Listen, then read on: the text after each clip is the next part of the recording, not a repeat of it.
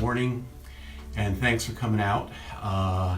This is my first live broadcast ever, so hopeful that it's going to go really well, and really wanting to focus in on this idea of comfort in cups and kind of what that means. The double entendre or the multiple entendre is definitely intended, and certainly in these challenging times, the idea of finding comfort really anywhere we can, I think, is an important one. Just a word on our community at the Craft Center. We've kind of been disbanded. We've been scattered to the winds, as they might say. Some of you maybe have home studios. I know some of you are set up in your kitchens. I've been checking in with folks through email and seeing how they're doing. It seems like there's lots of creative solutions to being alone, or mostly alone, compared to the community that we all share when we're at the center. I think the thing that this is all teaching me, and the lesson that I would love to carry forward on a personal note from it all, is that community can take many different forms. And while to be honest, I was kind of down on Facebook for a while, the idea of connecting through social media at a time like this has just really become important and one worthwhile exploring.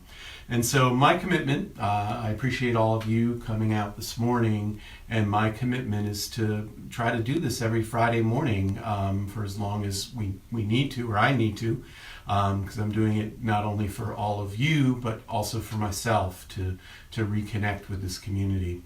And so that kind of leads us into what I wanted to talk about today and what I want to demonstrate today, which is this idea of finding comfort in our world and some of the simpler ways that it may happen.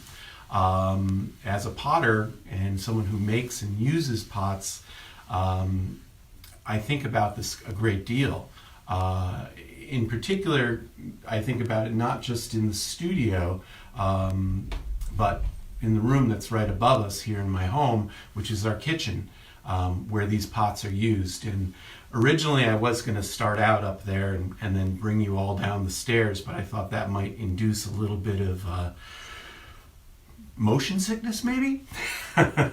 So we're starting right out in the studio, although I have my coffee. I hope you have yours. And where comfort often starts each day, one of the first things out of my wife's mouth in the morning is, okay, who's going to walk the dog and who's going to make the coffee? And we try to trade that off, although for some reason those colder, wetter, uglier days, I'm often out there with the dog. I don't know why. But that ritual of sitting down together and enjoying a cup of coffee and spending a few moments to check in is an important one in our lives. And so I hope we can do a little bit of that this morning. And I think, I'd like to talk a little bit about the physical comfort of cups as well. That should hopefully be a quick conversation, because what will probably take up a lot of the morning is some demonstration. And so I'm going to throw 3 cups. I'm doing a little bit of Julia Child's work, so I've got them prepped over here for trimming later on. And I'm going to throw 3 designs. 2 people may know. One is what I call my Worcester diner cup, which is kind of a very simple form, very cylindrical, but has a little bit of activity on the surface. And it's inspired by those really hardy, heavy cups. It's got a big stocky handle. I probably made this one, 8-10 years ago. It's been in our cupboard. It gets used a lot. And I'm going to make one of those because they're really durable and they're a good cup to have around. I'm going to make one of my signature forms, which is this undulating cup. And I'll talk about where those undulations come from and perhaps what I'm trying to emulate when I create them on the cup. And then there's a cup kind of in between that I've just started making recently. And in some ways I've been making it right along. So I'm going to demonstrate those, and as I'm demonstrating, I want to talk about the different aspects, the physical aspects of a cup that make it comforting. So, we're going to talk about rims. We'll talk about handles, and I've brought some examples out. We'll talk about feet and balance. And then Phoebe was reminding me this morning that we should probably also talk about color. And I asked her what makes a favorite cup, and she said, well, in the morning she looks for a brighter cup. In the evening it's a little quieter, which I thought was very interesting. We're a big coffee family in the morning. Well, we just have 1 or 2 cups, that's it, not 6 or 8 like some folks do. And we're a tea family in the evening, and those cups do change, both I think mostly in scale. This is a Rob Cartelli cup. It's one of my favorites, and a big part of it is the size of this cup. It fits just the right amount of coffee for me in the morning, and I'm going to have a little actually. It also has great balance, and it has a really comfortable rim. So what makes a comfortable rim? One of the things that we want to think about, and I'll show you a drawing about this, is the taper of that rim. The taper from the inside edge to the outside edge. Louise Harder, who made this cup, does it really, really well, and I'll get closer so you can see it. That rim has this beautiful round taper where this inside edge is longer than the outside edge. And that mimics the shape of your lips as they come off the cup. And there's a real comfort to that. If you've ever had a sip of coffee from a cup that's just got a really thick or even bulbous rim, you feel it in your mouth the way you feel a Coke bottle when you're drinking soda out of a glass bottle. These rims you barely even feel. You stop thinking about them. So what I'm going to show you is kind of how you make that. The other thing that Louise does that I really like, and I don't know if you can quite catch it, there's a little shadow here, and that shadow is because there's a little bit of a bump. And that little bump has a wonderful purpose. It beefs up the rim for durability. I've had this cup for years. It's wood-fired, chino glaze on it, a little bit of ash sprinkling on it. But that durability is really important, as well as it curves in just a little bit. And when you're walking around, and this is one of my favorite cups to move around with, when you're walking around, it lets the coffee splash back in on itself versus a cup that's wide open. This cup by Rob is another great example of that. He's got a big, I can actually feel it, a big kind of retaining wall, so to speak, down there, which gives a wonderful sensibility to the lip. It's really, really comfortable, but it also really keeps the liquid inside. And this is a beautiful handle in terms of comfort. It has this fullness at both ends where our hands are not as stocky themselves, and then this finer line, this finer edge here, yet it's nice and broad all the way across. I should say, just on a Facebook Live note, I'm working alone today, so I can't really respond to any questions until the very end. And certainly once I get clay on my hands, that's going to be a little bit difficult. One of my favorite cups, and you can see it's got a rubber band around it, sadly. And this cup has taught me a lot. This is a Nick Jerling cup. And I purchased this from Nick a long time ago and used it almost every day for years, and then it got knocked, I forget how, and it's sadly broken. But I keep it down here in the studio as a point of reference and inspiration, really. It's a beautiful cup. And the thing that I really, really like about Nick's cup, kind of in comparison to Rob's, is that his handle is small and tapers, but it still has that dimensional change that was really comforting to my fingers. So we will make handles, yes. I will pull the handle off the cup today. That's off one cup, that's my goal. Just before I jump on the wheel, I want to just talk about feet a little bit. There's a couple different ways to go. Nick's got a flat foot, a little bit of concavity there, so it sits out on the edge. My Worcester Diner cup has a flat foot. but a little concavity, and that helps with stability. I think Kristen's, this is an earlier Kristen Kiefer, nice flat foot, but that same little cupping, it's ever so slight because you want that foot to sit out on the edge. And that rim, it can again be that fullness or it can be really fine, but you can see that taper here on Kristen's cup. That just helps with the lip. Lovely balance on the handle with that cup. It's a handle that comes up a little bit higher, the way that some of these do here as well, although Rob's handle is a little bit lower here, and it's a little bit heavier in my hand. I'm a little bit more aware, although for a cup this size, it's really well balanced, and that's probably one of the reasons why I keep using it. So we're going to look at throwing, we're going to look at handles, we're going to look at feet today. So I'm going to get to it because there's a lot to do and a lot to cover. I see more folks are checking in, which is fabulous. Again, it's great to have you here with me in North Smithfield, Rhode Island. So I'm going to turn the camera a little bit, try not to give anyone motion sickness, and we're going to drop it down.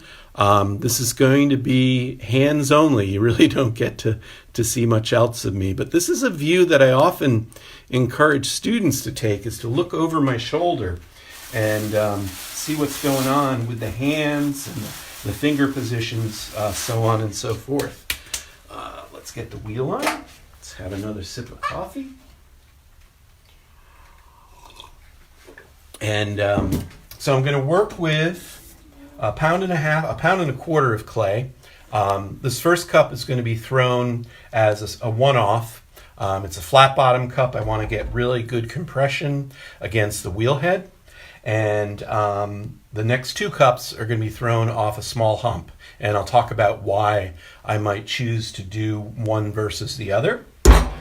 This is Miller 550 for those who are interested. Cone 10 porcelain. I've been working with it for about 10 or 11 years now. I really like how it throws, and I really like how it handles when I alter in particular. So I'm just going to wake it up a little bit. I always find that getting some clay moving on the wheel helps, not just in getting it centered, but getting that clay to loosen up. I wedged these about an hour ago, so they've sat just a little bit, and just get that into center. So this cup, I actually have to be really careful not to overthrow, and what I mean by that is because I'm intentionally leaving clay behind to make this a little bit bulky, I'm going to be mindful of that as I throw. So just going to open it up, and so my bottom, get it nice and flat, and leave a little extra clay there. I'm just taking my finger and rotating in to get that nice right angle. You always want to flatten that bottom out for a flat bottom form and push any clay you can out into this wall before you start pulling it up. And now I'm going to pull up my first pull, and actually most pulls on cups are really a one-handed pull. So I'm working with my left hand. The clay is leaving my fingers, and I'm going to give it a good pinch and let it come on up. I always work with my hands as a team, so I'm going to give that a squeeze with the left hand. The right hand is here to support it. And again, I have to remind myself not to overthrow this cup. So bring that right up. And I'm going to compress that rim down.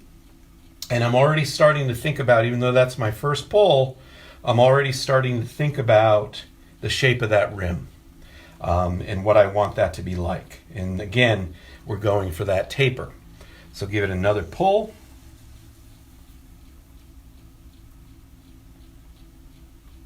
And that might be it for this cup. One more little pinch at the base just to get that extra clay in.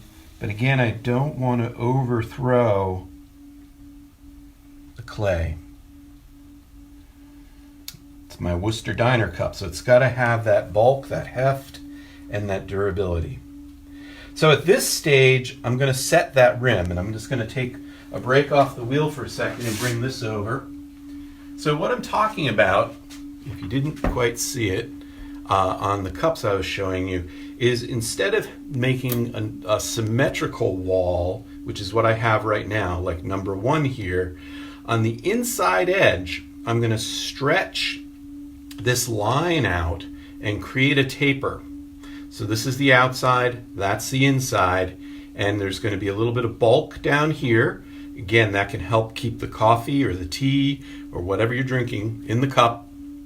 And then I'm going to have this be a little bit more straighter. Now that can flare a little bit, but for the most part it's going to be straight. So that is going to get set up at this point on my Worcester Diner cup.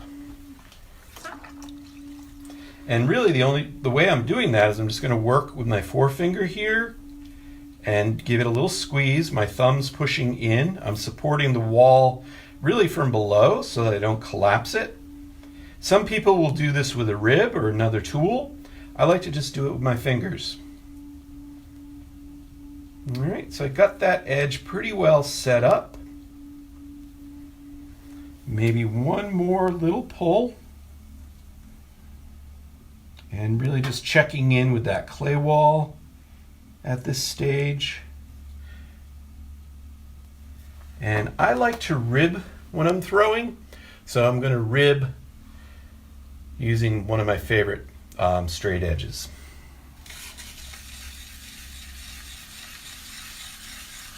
And with porcelain, that kind of makes this nice tight skin on the outside here. And I'm kind of setting up what's going to be the decoration on this cup, which is just this fluid motion that I'm going to bring to the surface. I used to bring it by dragging that squared off edge along the wall as I slowly threw, but I'm not going to do that. I'm going to do it a different way, which I've started doing a couple of years ago, where I'm going to draw that line not with a hard edge, but a softer edge. So I've got a rounded rib here, and I'm going to be working with this curve, and the line will become drawn when the two curves meet, and it'll create a little bit of a peak. So I want to slow the wheel. I find these quiet wheels are sometimes confusing in that regard. I want to slow it down. I'm going to work that edge into the clay wall while pushing out. And I see it start to make the line that I'm looking for, and I'm going to follow it up. And I am pushing out, and I'm not worried about distorting the cup. I actually want to, within reason. I want to create some gesture, some movement. This cup should be kind of lyrical in its gesture, that it's got a little bit of attitude, a little bit of saunter. It's a Dinah cup, you know? You got to have attitude. You're having that coffee in the morning. I'm going to give it a little more volume as well at this stage. I'm going to break that hard cylindrical sense. And I'm not doing this evenly. I'm doing it a little bit unevenly, and that's intentional. So just bringing that pot a little bit off center. And let me just look at it. I've got a mirror over here that I use to see the profile of my pots. Plus, I do usually put my head down a little lower. I'm trying not to block your view this morning. So I'm going to clean that rim up one more time. You know, cups are one of the most intimate forms that we make because we put it to our lips. And we think about that, right? The mouth is an interesting thing anatomically and socially. Words issue from our mouth, so that's got its own connotation and meaning. And then we kiss with our lips, and those kisses can mean different things in different contexts. And we ingest food. And so the idea of this coming to someone's mouth is something that I really want to consider fully. Back to the clay, the porcelain 550 shrinks about 14%. So that's a good sized cup now, but it's obviously not going to be nearly that large when it's done. It'll lose that 14% of scale. I hate cleaning bats, so I will be taking this off of here. I'm going to go wash my hands real quick.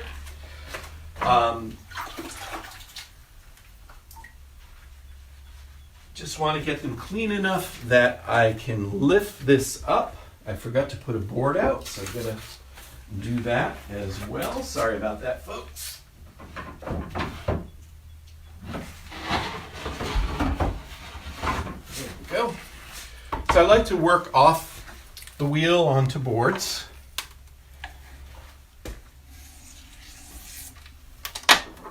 And I'd like to say, if you haven't done this before, it's kind of like that little baby where you want to give it a nice little squeeze of the cheeks, ever so gentle, and just lift it up and take it away and onto the board. So that's the Worcester Diner cup. And when I make cups, or really any form, I won't jump around the way that I'm doing this morning in terms of doing one shape and then another. I'm often working in series, and those series will often be in an odd number set, so 5s, 13s, things like that. Just something I like to do. So a little bit more clay here because I'm working off the hump. I want enough clay here. There's really enough clay here to make 3 or 4 cups. This is about 5.5 pounds. I'm just going to throw 2. I think somebody was asking, am I making the same cup? No, I'm going to jump around a little bit and make some different cups for you this morning. So this cup is this new one that I've started making, but I've actually been making it all along. And what I mean by that, it's the gestural cup just stopping sooner. Maybe I'm getting a little bit lazy, or maybe I'm recognizing that sometimes pots can become overdone. But there's something nice about stopping at this point, or at least I think. And I'll show you that as this cup unfolds. So what am I doing now? I am dividing out the clay that I'm going to be throwing and the clay I'm leaving behind. So I've made a little mini wheel head for myself on top of this hump. That's right here. That's the point I'm working down to. And then this is where I think my foot is going to be. And then this is the clay that I'll be throwing. Now, why do I work off the hump? It's a lot faster when you're doing production. And it is also really convenient to me to have this form up in the air away from the wider, broader wheel head and able to alter it, to move my hands around it. I'm throwing standing, and I don't throw standing for any one particular reason. I started doing it mostly out of curiosity about 20 years ago, and I continue to do it. I don't have a back support behind me, and I don't throw all day long. And I'll go weeks or sometimes months without ever throwing, because my studio cadence is very different than a potter who's in the studio making every day. But what I've found by throwing standing is that I am able to move around the wheel head and move around the pots that I'm making in a much freer way than when I'm grounded sitting at a stool. So I have opened this clay up, and I've opened it differently. I've opened with a bit of a concavity down here, and it's a rounded bottom. It's not flat the way the Worcester Diner cup is. And now I'm going to begin to pull.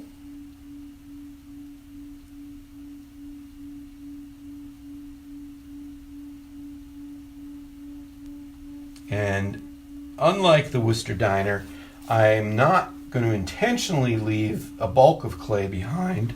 I really want to get this cup as evenly thrown as I can for balance. And when I alter these by having an even wall, I'm able to get very consistent results. So again, the advantage of the hump is I can adjust this foot a little bit, and I did realize I needed a little more clay, so I'm taking it down just a smidge more and just resetting that foot ever so slightly. There we go. And now I'm going to rib again, and I will kind of pull a little bit along the inside with my inside hand as I'm ribbing, and I'm starting to extend out that volume ever so slightly. We're certainly not there yet, but the inside fingers are moving up that inside wall and thinning the clay if needed. And I'll stop right here. And again, this is where I want to consider the rim. And the rim of any pot needs to be well compressed and strong because compression gives us strength. We've talked a lot about the shape that we want here. So again, I'm stretching that inside edge and establishing that longer lip on the inside. I'm using my sponge to maintain compression. Now, I often wish this hand were smaller because these fingers often get in the way because I'm trying to do the work with these fingers.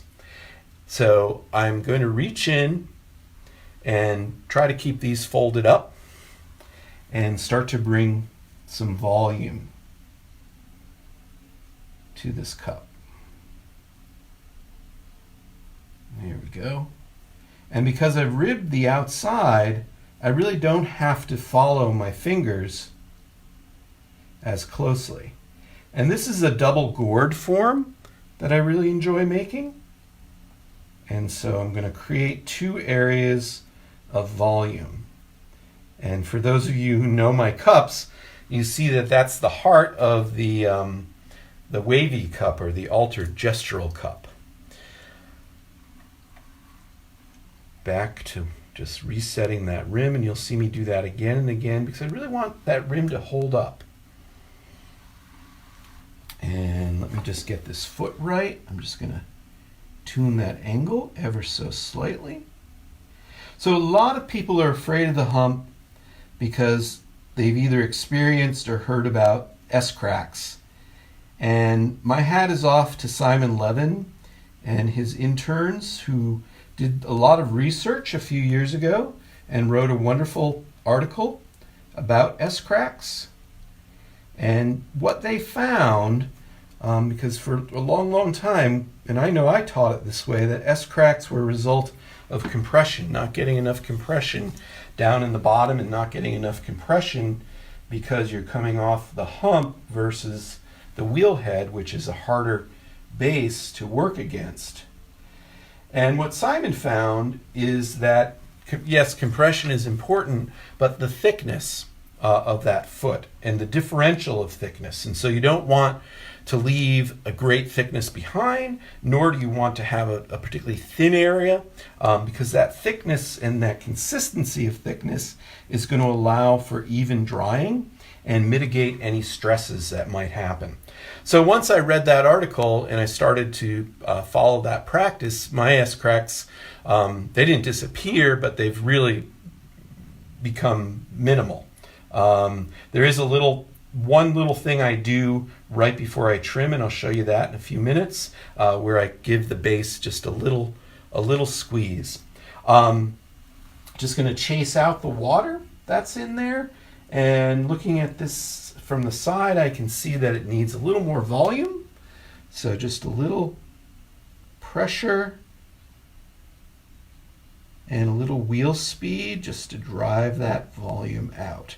Now, I've just had a thing forever about not being content with a round pot. And so even though this is kind of the beginnings of my wavy pot, and I've trying to teach myself to leave it here, I find myself needing to do at least one thing to it at this stage. So I do give it a little bit of a belly button. So I'm just going to support on the inside and push in and create just that little bit of a belly button. Push out, I'll get that stuff off later. And this is where the handle's going to go. So the handle's going to spring from this volume and drop down to just above the belly button. And I kind of like that. I haven't finished any of these all the way through the kiln yet, but I have a bunch that are over on my wear rack getting ready to go into the bisque. And I'm excited to see where they end up. So I've taught myself to stop here. I'm going to just cut that off. Now, because this is a pot that's going to get a lot of trimming, there is a good bit of clay down here. that I can use to help me out at this stage, because I'm just going to lift gently and lift this off, and then I'm over to the board. Again, don't like cleaning bats. Not my favorite thing. It's just one of those things I've tried to get away from. So working off the hump or picking up off the bat is great. That said, I really do like throwing plates, and I do throw them down against a bat. So I guess that's my one exception. So very similarly, I'm going to divide out, and I've taught myself that's about 1.25 pounds of clay in my left hand. So I've got that right there. I'm going to again establish the wheel head.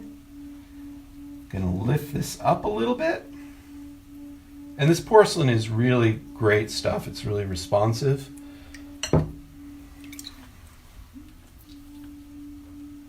Now, one of the things you want to be mindful of when working off the hump is how much water you're putting down. And it's something to be mindful of whenever you're throwing.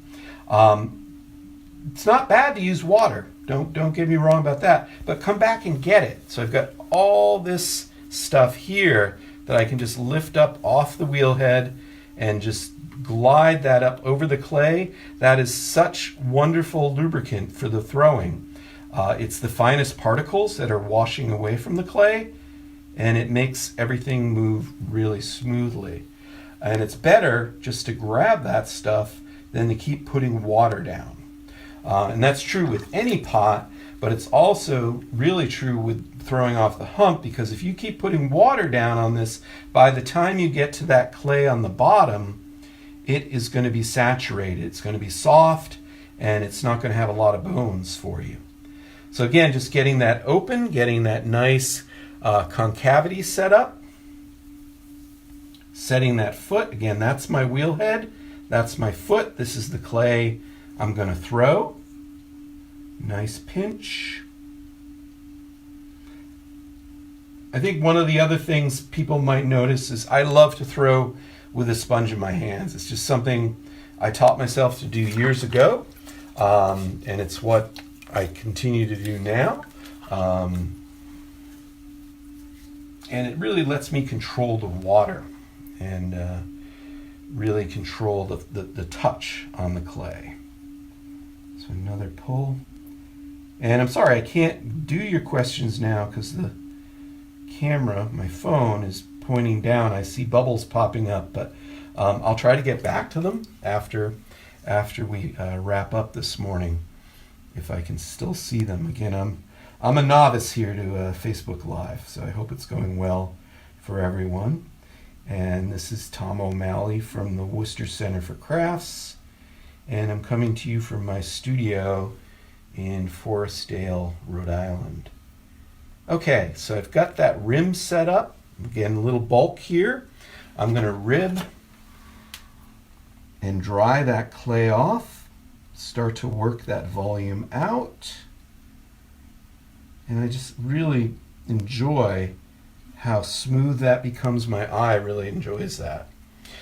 So I think, one of the other things that makes comfort in a cup for makers is when they make a good cup that people like and people use and people bring into their lives. And one of the things I've been thinking a lot about lately, philosophically, is that really cups don't live here very long. Here being in the studio, in the act of creation. A well-made cup should hopefully go on to live for years in someone's kitchen, in someone's life. And we started talking about that a little bit at the center around the pasta dinner and the life of the plates. And I think it extends to any pot that there is an unknown. It's kind of like your kids going out in the world, an unknown aspect to what happens. We do our best, we give them the good advice, and we send them off. But we don't know what every day is like. And with the cups and the pots, I think that's true as well. So I'm just refining. I was feeling like that was a little too wide up there, so just throwing that in. So I'm going for this double gourd form. Again, it's Asian influence that I've really appreciated for many, many years. And it's one I kind of have fun with this pot. And we need a little more volume up here, so I'm just pushing out, supporting from below so I don't drop the pot. And that's another thing that I've been thinking a lot about lately, which is risk. Boy, we certainly have lots of thoughts about risk going on in our culture today. And I hope everybody is being safe, believe me. But I've been thinking about risk with the pots. Like, I could stop here. This is that other cup. I could give it its little belly button and I could stop, but I don't. And I do this with fastening as well, where now I'm going to do another step that really physically or ergonomically is not necessary, but in terms of the spirit of the piece and the identity of the piece, I find to be very important. And that's creating these gestures on the piece. And this is done, I just rinse my thumb. I don't have much of a thumbnail right now, so it's not that I'm really doing this with my nail. I'm really doing it just with the top of my thumb.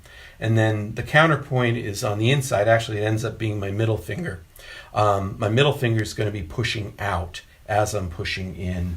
And then similar to that diner cup where I want to get that lyrical motion happening, I'm trying to get this lyrical motion happening in this piece as I move. So I'm pushing out, pushing in, and hopefully my head's not in your way.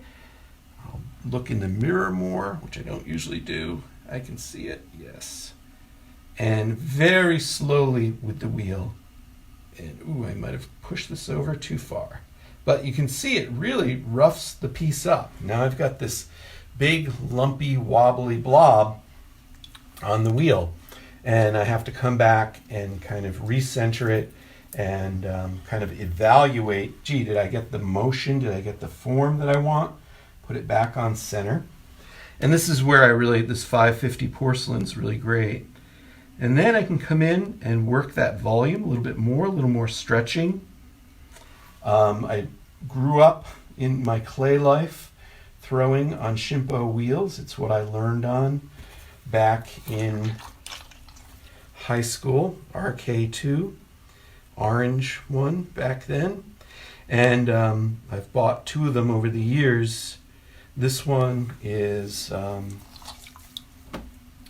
converted Whisper, converted to be able to stand. It has a remote foot pedal the way the RK Whispers do. One of the very early ones. And the tech at Shimpo was wonderful and helped me figure out what parts to swap so I could pick this wheel up. So I've brought it back to center. I'm kind of looking at that gesture now, cleaning it up a little bit. The other thing that I really like about these cups is the experience you have as you drink your coffee or your tea, whatever your beverage of choice is, and how that shape of the liquid on the interior changes as your level of that liquid drops as you're consuming. And all these contours create a different dance. And I take my coffee with a little bit of cream, and here in Rob's cup that stays pretty much the same up and down, whereas in these cups there's a change that happens, and I enjoy that as I'm consuming. So that's the third cup, and those are fun to make. There is a risk. Like I said, I flop a lot of these, probably more than I should, and I have to be careful about that. But there's something about it I like. I do something similar with faceted pieces, and I don't really mind using them. So we're going to shift our attention this morning away from the throwing. I hope that's been informative for folks and it's given you a few ideas or a few insights into what I do. And I'm going to set up for trimming real quickly here. Excuse me for just a minute. So, I like to trim these cups using a chuck, and I happen to have a Giffen grip, which I purchased a long time ago now. I think, actually it's on here, 1995. So that drops right on here. I don't throw a lot of round pots, and so I didn't use this tool a lot until they came out a few years ago with these sliders. So when I'm working with pots that are not round, this lets me adjust them. But for today, this is just really, its job is holding this chuck in place so that I can put my cups down over this. And so in the Julia Childs fashion, we're going to move from working with the wet clay to the clay that's already firmed up a bit. Its consistency is hopefully perfect for trimming. That's my goal. And so I have, that one's gotten a little dry on me actually. Coming back to you, I have 3 of these ready to go. So I've got the belly button cup. I've got the Worcester diner cup. The rim's looking a little dry in there, so I'm going to have to add a little water to that. And I've got the wavy cup that I threw yesterday. On the note on these is there's a lot of kind of smear that happens, and that can be cleaned up. And one of the things I really like about porcelain is I can take a damp sponge to this and clean that up without pulling all the grog to the surface, or revealing all the grog, I should say, washing away the finer particles and revealing the grog, because there is no grog. So these are a little tougher to do with stoneware. I have to be a little more careful, but I really like that this is a clay body, I should say, that I can come back to and touch up as I go. So I'm going to trim these up. As I said, this one is fairly simple. It is the diner cup. It's got a few waves on it. And I'm going to dip this rim, because I don't know if you can tell, but it's gotten a little bit too dry. So I'm just going to dip it and re-wet it. Now I shouldn't put it on here at this stage because it is reabsorbing that water, and it's a little bit prone to stress cracking. So I'm just going to set it over here, and I'm going to jump ahead to this guy, our old friend. And these drop right down on the chuck. Sometimes I have to adjust. Sometimes these rims do come out a little bit wavy, so I need to adjust the fit on the chuck. Sometimes I'll even put some soft clay on here.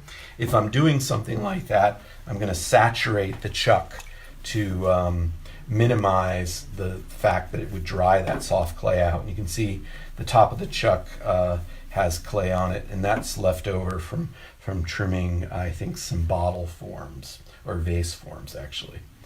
But if everything works out, if that rim is round, this chuck is centered, this foot should be centered. And there's a little wobble to it, but not much, so I'm ready to go. We all kind of have different preferences in terms of trimming tools. Learned on the good old Kemper that comes in the PTK toolkit. It's a great tool, very versatile, very durable. I've got dozens of these around over the years, but I have upgraded over time. Dolan, probably 20 years ago, wonderful custom tool maker, came out with a very similar tool, but it has a hardened steel, not a soft steel, loop on it that holds an edge much more effectively, and it has more durability in terms of that edge. And then it's a tool that you can sharpen, and that's another video, but we'll maybe get into best practices in the studio depending on how many of these videos we end up doing together. But this is really kind of my favorite trim tool, although this Mud Tools Everything tool has kind of begun to surpass that, or supplant that. And this is an interesting tool that kind of combines more of an English or Asian style right angle trimming head with a loop head. And it's nice to have both those things on one tool just in terms of ergonomics and effectiveness of working. But yeah, so I'm going to go with the mud tools today actually. This is a hollow foot, so this tool actually works really well in terms of getting in here and trimming that out. Similarly, I am going to work with the diameter first, so I'm going to always work with the outside. And that's a little tough because of things like these lines and bumps. And so I have to be careful, and this is where this side comes in handy, and just work slowly. And there we go, just clean that transition point up. And just checking the proportions in the mirror right now, and they're looking pretty good in terms of this foot. I always like the foot to have a bevel. So I'm setting that bevel right there. Okay, so what that is right on this edge here, there's a little bit of bevel, and that serves many purposes. It is an asset visually in terms of it creates a shadow line underneath the piece that gives it some visual lift. But even more importantly, when this is in the kiln, if it is stuck on the kiln shelf for some reason, if this had a 90-degree edge down here and you needed to give it a wiggle, you'd lose a chip out of the foot. And so I don't want to have a hard 90-degree edge down there. I want to have some form of a bevel. And that bevel can be softened a little bit so it's friendlier to the hand as well as the table. But to be able to move that around a little bit when it's coming out of the kiln is not a bad idea. So I've set that bevel. Trimming with porcelain tends to sharpen everything. I'm going to ease that back in a little later. So I did say there's something I do. I skipped that step because this was thrown off the hump. I'm going to reach in there to the very center, and I'm going to reach right here, and I'm going to add just a little bit extra compression. So I'm just pushing with my thumb and my finger. So just a little extra compression right there. And that's something I started doing a few years back, and it seems to really help with any risk of cracking. So I'm just going to take the foot flat. Sometimes when I am throwing off the hump, if I don't pull that wire straight through, I get a little bit of a rise on one side or the other, but that's pretty good. And now I'll come to this tool, which I love for this step in particular. I'm going to take that hard corner and I'm going to drop it in here and really begin to make that internal foot ring. And one of the wonderful things about having your own home studio, although I do try to clean up periodically, is I don't have to be as self-conscious about where the trimmings end up as when I'm in a community studio. But I do have, so I work with two bowls, and one bowl is my water, and that kind of turns into slurry over time. But with porcelain, if you are throwing a lot, that water will turn into slurry pretty quickly. So you can see what I'm establishing here. And I'm trying to match that contour. I can feel how thick or thin I am at this stage. I can go a little bit further. This is one of the things I really like about working off of a chuck like this, is I can just pick this up and put it back and forth so easily and check that thickness.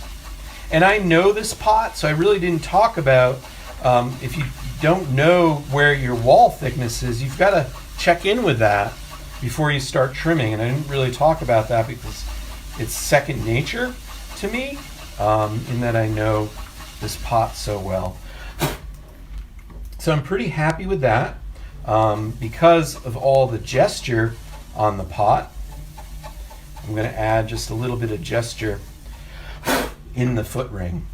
And all I'm going to do is take the corner of this tool, and again at a slow speed, let it dance. And I'm just drawing a little gestural wavy line that I'll show you in just a second. Now, the other thing I often do with these, I don't always do it, is add gesture to the foot. And so I'm going to re-wet this foot, so after I put my handle on, I can come back and do that.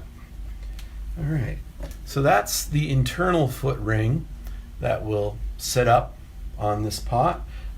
Gives it a nice offset. I like the undercut foot because it reveals the curve of this lower volume on these, and it lets the eye really begin to enjoy that undulation and that movement. So where does that come from, all that undulation? What am I trying to emulate? Well, it's as simple as something we all have and see, which is our bodies. And so whether it's the curve or the way that flesh meets, when our bodies come together in different places, or the way that the flesh stretches. And it's not any one particular aspect, but just that common visual identity that we are all familiar with. And so that's part of what I'm going for with those. So this is the Worcester Diner Cup. Not a lot of trimming on here. Just going to offset that. I will sometimes even add a groove in these at the base if I'm going to glaze them all the way down to help catch that glaze and really define where that glaze ends. I've got that groove in there, and then I want a little bit of concavity, right? So I'm going to take the corner of this and drop it down in there, starting in the middle, work my way out, and you can see that my left hand, as my tool comes out, my thumb comes out as well. I'm keeping the balance of pressure on here so this pot doesn't want to dance off the wheel on me. So that's all the trimming that goes on there. And then again, I like to draw that little bit of a wavy gestural line. And then I'll clean these up. Just can touch them. Again, with stoneware, you can't be as liberal with the water. And then, of course, the red rib. We all love the Mud Tools red rib, just for easing those edges, making it soft. And so that's the trim on here. Much quicker and easier, and you could really throw this as a no trim, but I enjoy trimming, so I tend to make it a trimmed cup. I'm just going to re-wet this foot a little bit.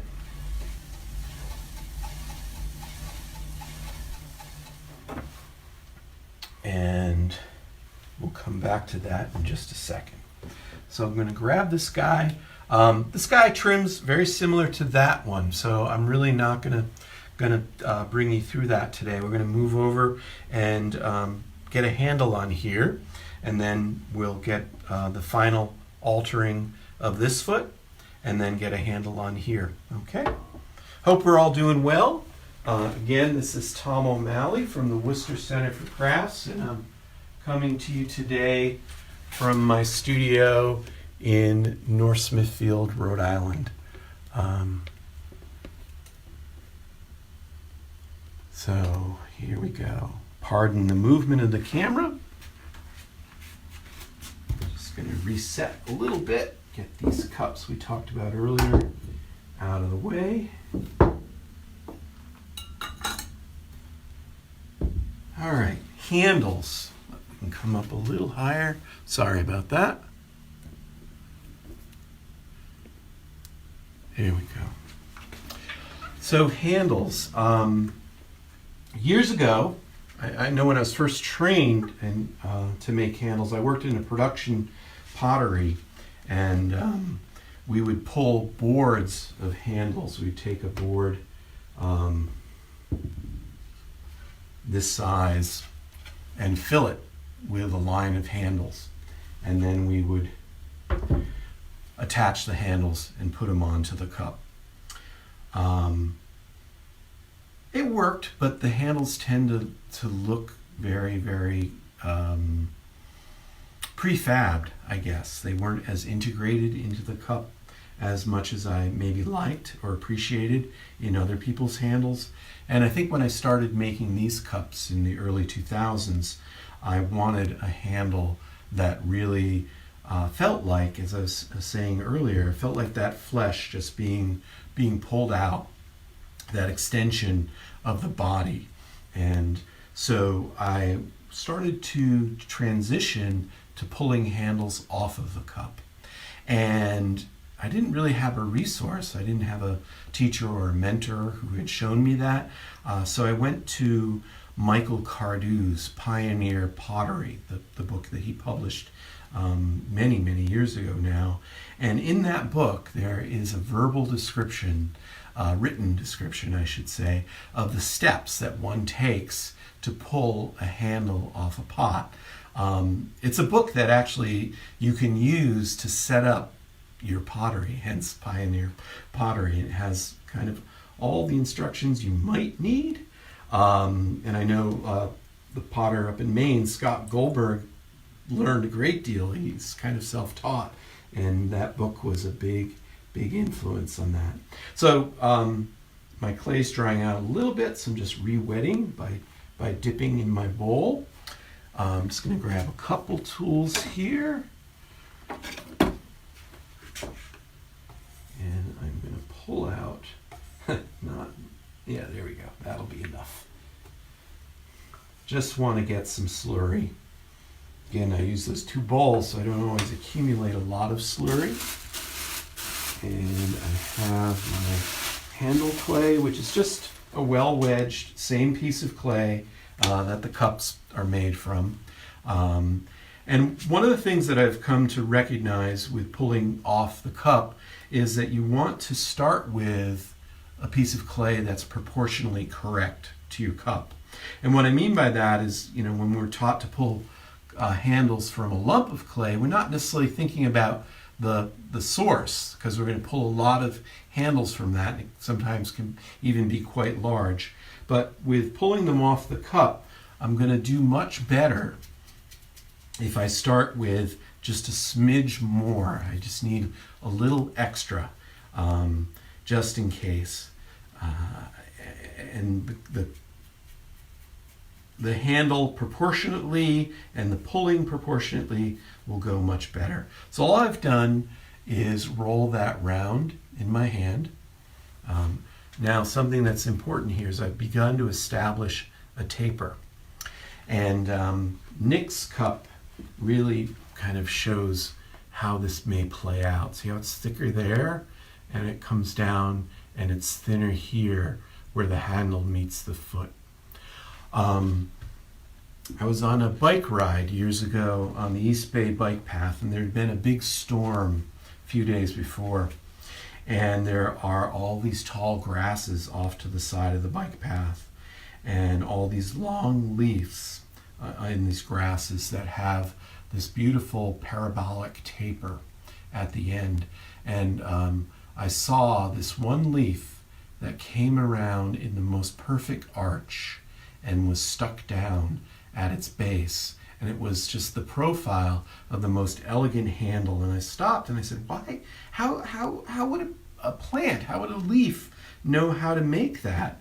And I took a look at it, got off my bike, got off the path, took a look at it, and the leaf not only tapers in thickness from its base to that lovely little stem that was hooking around, but it tapered in width. And so one of the things that I've been really mindful of in making my handles now for some time is continuing to work with that taper. And if we think about how the human hand closes, it's tighter and more open down here, and how the fingers hook in. And those things, our ergonomics, the way our bodies move, are always something that can help instruct us in how that we do things with our pots. So I'm setting this up to have a little bit of a bevel. And now I'm going to score that and put a little bit of this slip on here, not too much, and then a little bit of water. And now I will look at the profile of the cup and look for a space. I'm looking right down along that edge, and I'm looking for a space that kind of invites. And this one doesn't undulate as much as the one I threw today. Kind of invites that handle. So we're going to start up here just below the rim and come down. And I like that little concavity there. I think that really is going to become activated by adding the curve of the handle. So I'll just mark that by holding it right there. Now I'm going to score really well. Put a little water in there as I'm scoring. And then get a little slip in there as well. Okay, so now I've got my handle, I've got my cup, and they're ready to come together. But I think one of the things that we want to be careful about is thinking that that's all it takes. Because why do we score? We score to open up the surface, to create more surface area for the connection, and to create a bond that is a mixture of both of these clays. So just pushing this here isn't going to be enough. I'm going to push it here, and I should see slip ooze out, which I'm doing. We're seeing that come out. I'm going to wiggle. So it's score, slip, and wiggle. Okay? I'm going to wiggle until I feel that really grab. So now that's on there. My heart stopped for a second because if it fell off, it wouldn't be good. Now, what Michael Cardew taught me is I'm not going to immediately start to pull this handle down. And I'll get real close with you here. I've wet my hand. I'm getting that moisture on the handle. I'm taking my thumb and I'm pushing the handle into the cup. Okay, the slip is continuing to ooze out, and I'm beginning to establish a bond between the two. And we'll work that around. I use the curve of my thumb a great deal at this stage. And you really have to have a good connection between this lug of clay and the cup before you can start to pull it. So I'm working that in. The other thing that's really nice with porcelain is that the wet hand is now made all this wonderful slip on here that I can use as I pull this. So now I'm ready to start pulling. Move my water over so we can stay close to the camera. So I'm going to continue to use that thumb. I'm going to start using the inside of my fingers and palm. And if you've ever milked a cow, it is a similar motion where we start up high, get a hold of the clay, and then pull it down and begin to distribute it.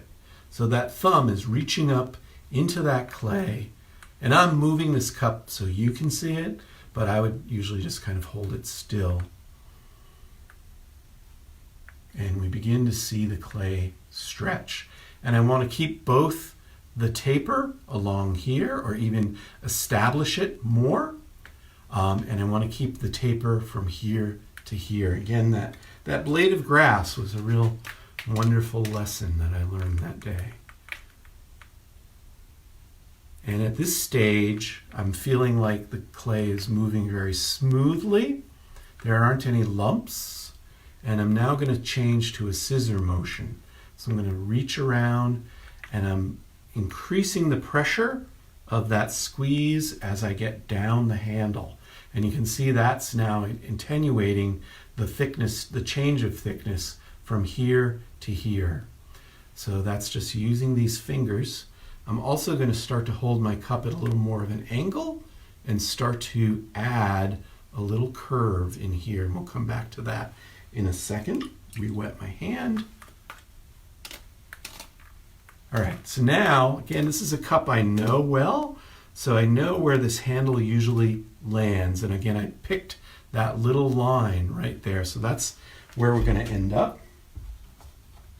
So I want to score. I do have a tendency to not put my handles on straight. True Confessions of a Potter. But I'm okay with that. I don't mind that they have a little sideways gesture to them, because our hands are not straight. This is not a straight interface. Look at my knuckles, they taper. The length of our fingers taper. All those things are part of the ergonomics of the handle. All right, so I'm pretty happy with the taper that I have here. And if everything went well, and I'm just going to push this in a little bit more, a little higher on the cup, I can just curve this over and then just grab the end and look for the curve I want, which is right there. And I'm pushing that in, and all I have left is that little tail, and push it off. And that is the arc of this handle. I'm not done. I don't really have a great connection there yet, and I'm just going to add a little more lift right in here. I think one of the things at this stage that I'm very mindful of is thinking about how this feels to my hand now. Because if it doesn't feel good to my hand now, when this pot is finished, it's not going to feel a lot better. So I want it to feel good now. Now, I always do a fill-in coil. And so you can see there's a little gap in here. I'm going to fill that in with a coil, but I don't do it now. This is not a time to touch the handle. Once you get that arc and that curve that you want, it's time to leave it. So again, this would be a series. So there'd be a whole bunch of these on the board, and I'd just be working one after another.